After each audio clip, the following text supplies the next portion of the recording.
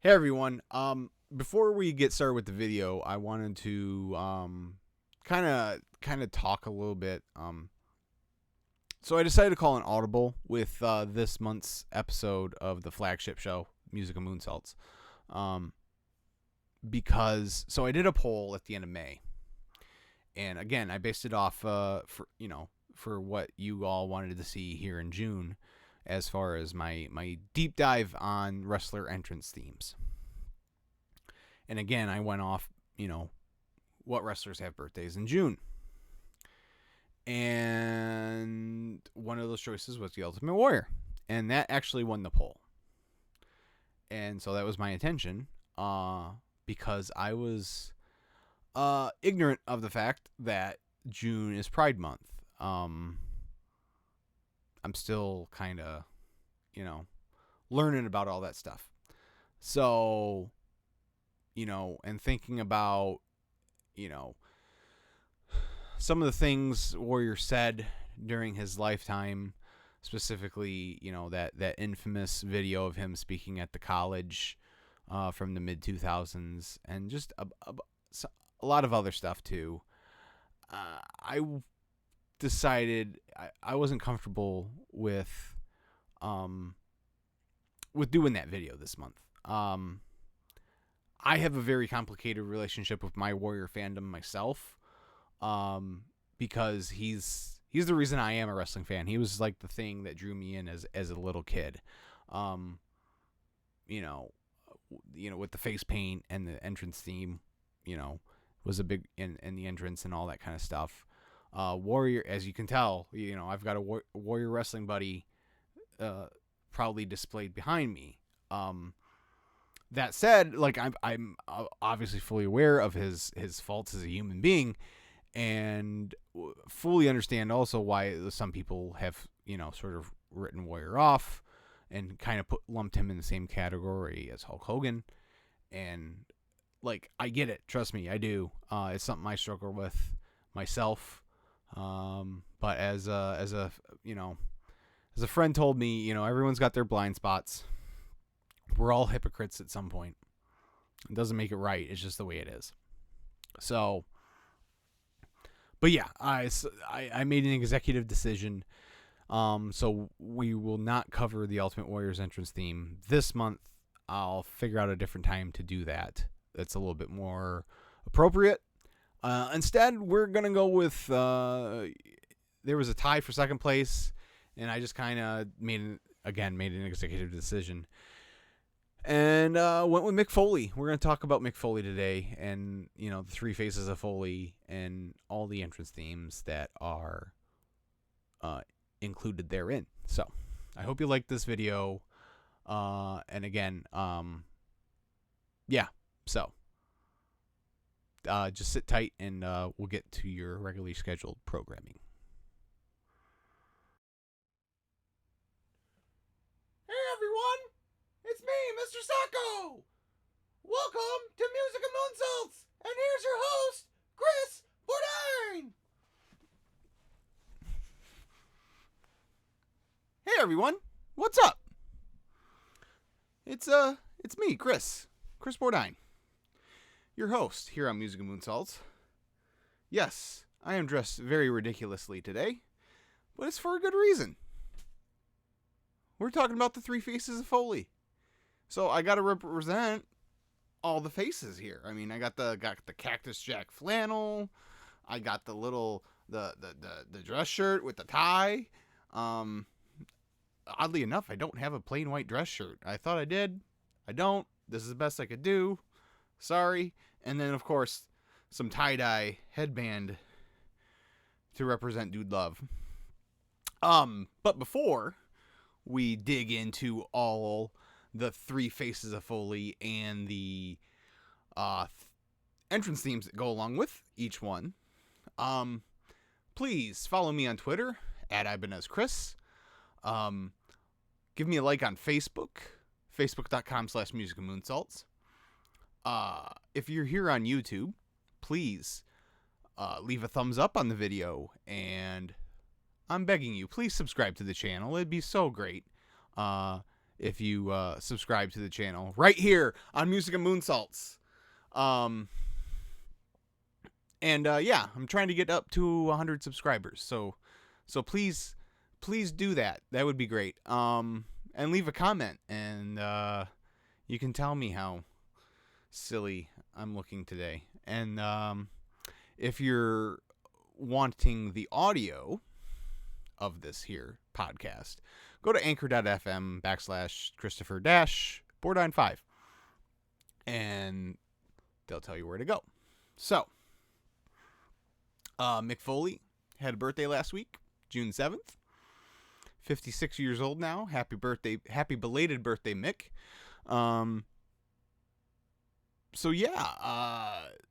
Mick is a guy who, he's easy. Speaking for myself, I'm not going to speak for everyone.